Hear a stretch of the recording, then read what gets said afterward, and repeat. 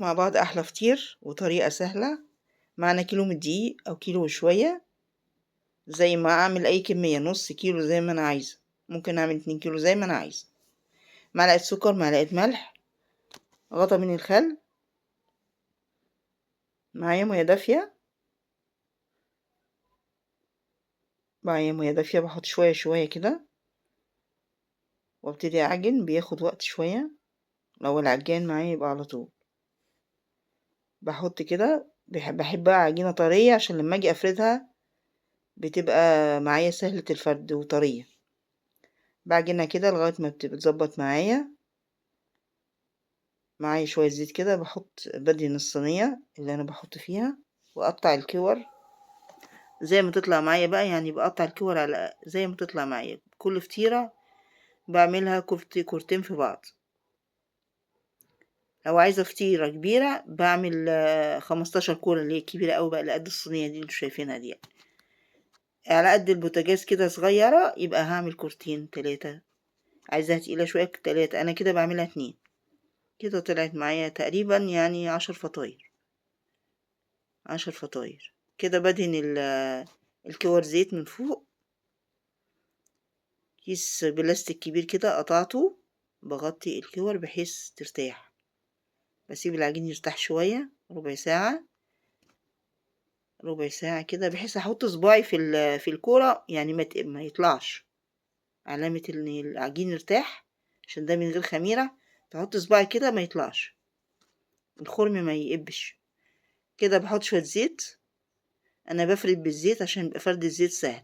ممكن افرد بالزبدة بس بلاقيه بيتخرم معايا وانا بفرد بيتخرم معايا. بفرد كده الفطيرة بالزيت. فطيرة سهلة كده بالزيت كده. اهم حاجة تدوس على الطروف كده. طول ما احنا ماشيين ندوس على الطروف، اهم حاجة الطروف، عشان خفة الفطيرة في انها تبقى رقيقة وجميلة في الاكل. الطروف لازم تبقى خفيفة. والنص شديه بايدك كده، يعني حطي ايدك كده وافتحيه بايدك كده بالكف. ايوه كده اهو. بصوا كده بقت خفيفة خالص. ارش الزبدة واطبقها تطبيقة، مش مشكلة تتخرم هي. كل ده بيدرجه. خرمي زي ما انت عايزة. هنا هعمل بقى الطردة التانية. شوية زيت. بستخدم يعني بستهلك حوالي كوباية زيت في الفرد. هفردها بنفس الطريقة. دول كده بجيبهم احطهم جنبي وافردهم بريحهم، عشان لما اجي اعمل الاقيهم مرتاحين معايا. مفروضين شوية كده، نص فردة مرتاحين معايا لما اجي اشتغل. كده بعمل دي بنفس الطريقة كده وبفردها كده اهو. اسهل فطير واحلى فطير نتعشى بيه على طول. هو يعني هو بياخد وقت شوية لو انا عاملة كمية كبيرة، بس لو عملت كمية صغيرة هتخلص بسرعة والعشاء يبقى خفيف يعني. برضو دوسنا على الطروف كده، فردناها بسرعة. لذيذ وجميل. هنحط برضو الزبدة اللي انا عاملاه ده، زبدة وقشطة. ممكن تعملي بزبدة بيضة بقى زي ما انت عايزة، يعني انا عاملاه هنا بزبدة صفرة. احط دي في دي كده واطبقها كده كده اهو. وبعدين زي الجواب اروح لماها، وبعدين احبها على ايديا كده. بس ما شاء الله لا قوة الا بالله، خلصت كده. كده خلصت.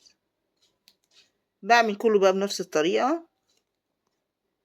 الفطير كله بنفس الطريقة اللي انا مريحة ده.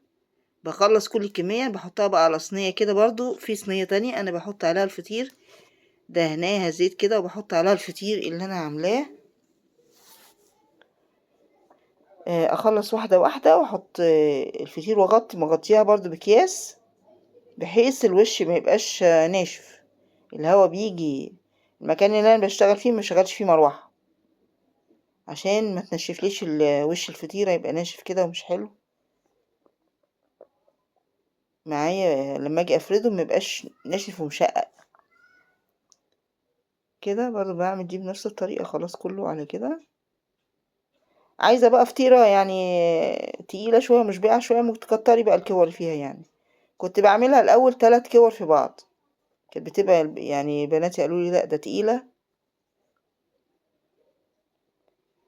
فهنا بقيت اعملها 2، فحبوا الخفيفة احلى من التقيلة، يتعشوا بيها ما تبقاش تقيلة على الصدر كده يعني، على البطن.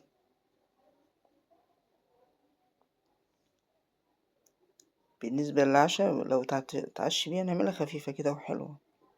ممكن نحشيها يعني، بس نحشي بقى الفطيرة الأولانية. لو عايزين نحشي فيها أي حاجة، جبن أي حاجة، نحشي الفطيرة الأولانية اللي احنا هنحطها في الفطيرة التانية.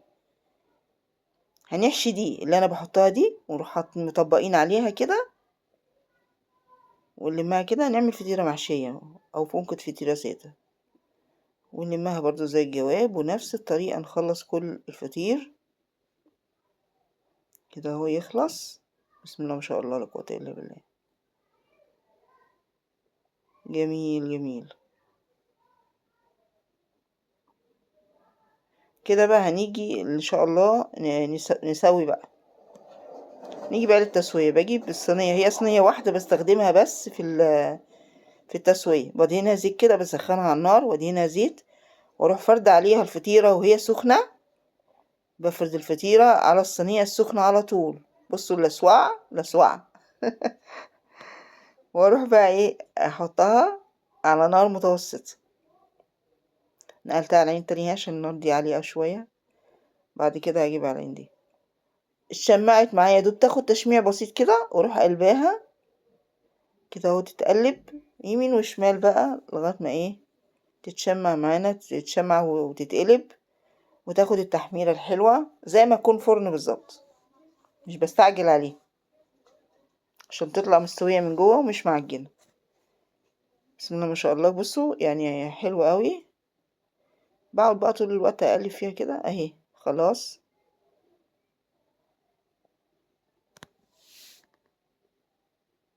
وبالهنا والشفا.